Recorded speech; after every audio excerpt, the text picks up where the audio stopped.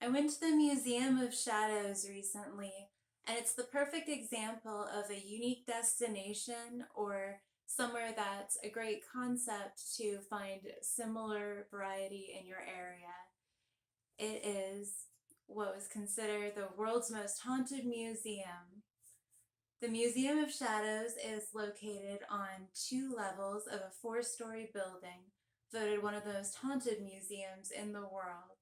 The museum houses over 3,000 verified haunted artifacts donated from not only across the United States but multiple countries. Visitors have reported being physically touched, seeing apparitions, hearing disembodied voices, children laughing, running, and much more. Poltergeist activity has been caught and verified through our security cameras. Stop out today and visit one of the world's most haunted museums.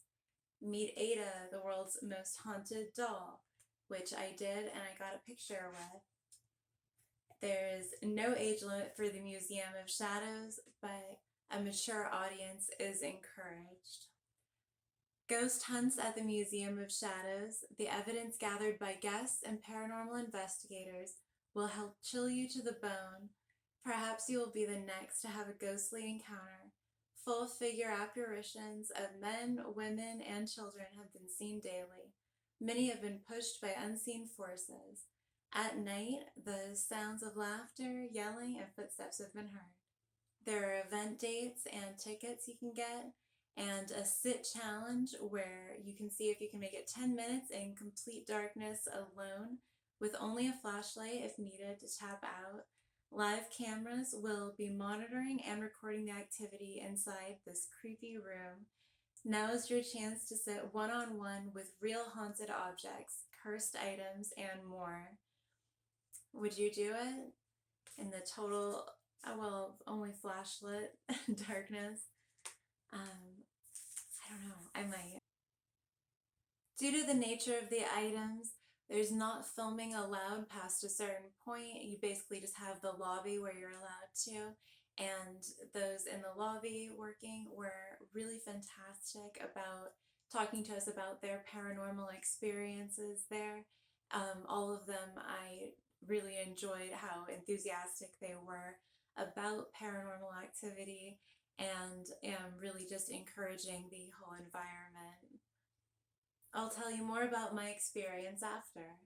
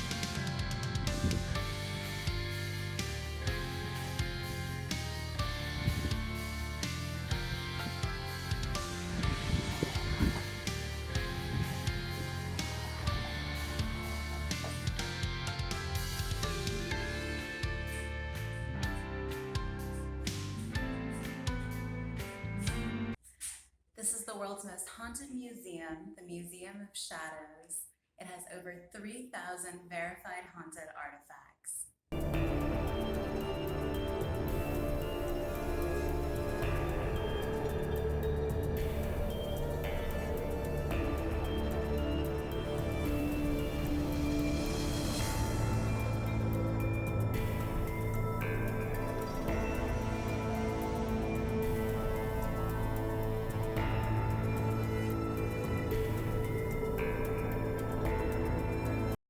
When there's like motion, it's like a motion sensor. Yeah.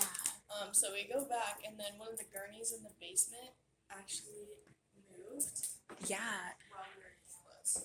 that's the Going back to see that the next day was awesome. the lower realm stuff was really cool. She wouldn't let me go in by myself. Oh my goodness. Wild. Yeah, it's insane. I told her, like, I was like, I took a full holy water shower for her. Like, just. Us too. Oh my gosh. Yeah. Oh. Yeah, there's like a bunch of people on YouTube.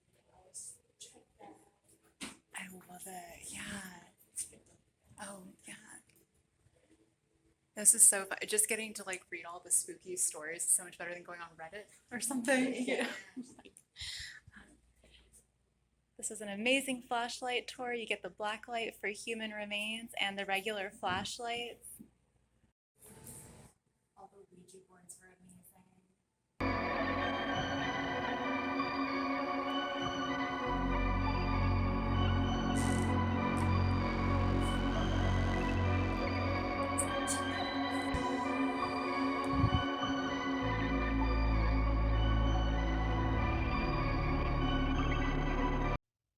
There were Ouija boards of every variety when you first come in: homemade, modern, vintage, any different style. They were just, I don't know, wallpapering the place.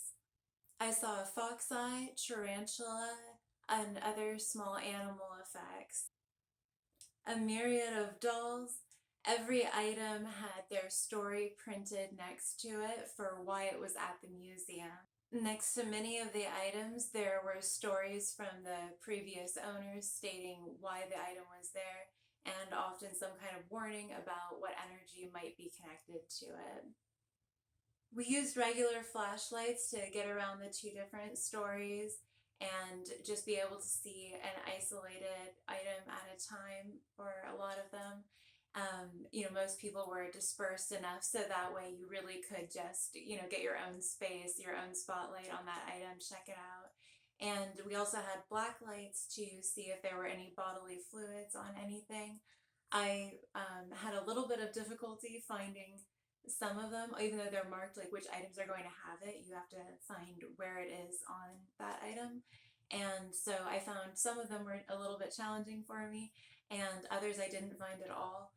There was one really very nice gown that had been a suicide that just had the blood stains left on it that you could see in the lighting, and that was in the lower level of the building. So some of them were just like a little more obvious than others, and you could also pay tribute to some of the dolls or different items like that. And I picked a doll that called to me and went ahead and put like a little bit of money in one of those coffers. In an older building, the thicker, cooler air of a basement level is definitely something that's going to add to that haunted vibe. There was holy water at the entrance of the area that had especially lower realm connected items. And I did go in there with a group because I was instructed to not go in alone by my companion, who understandably didn't want to go into the area herself. So I did go in with the next group that walked in there, and had plenty of holy water on me. I saw bones from animals used in rituals, horned skulls, things associated with demons and dark magic. There was an especially ominous doll and a couple of items with newspaper clippings next to them too. It really was such a special experience across the board. I can't recommend somewhere like here enough. It really was like walking through a horror movie, just getting to read all of the stories and be around other hushed voices and other people just, being as respectful as you are of the environment, and all just being very engaged. I like to take my time reading, and I went with something of a speed reader, so you can either pace yourself similarly, do some skimming, reading the more noteworthy ones. It would take a really long time to read every word of every story. They're all very heartfelt and interesting stories. It'd be worth going back somewhere like this again a few times and to especially see if they have new items in over time too.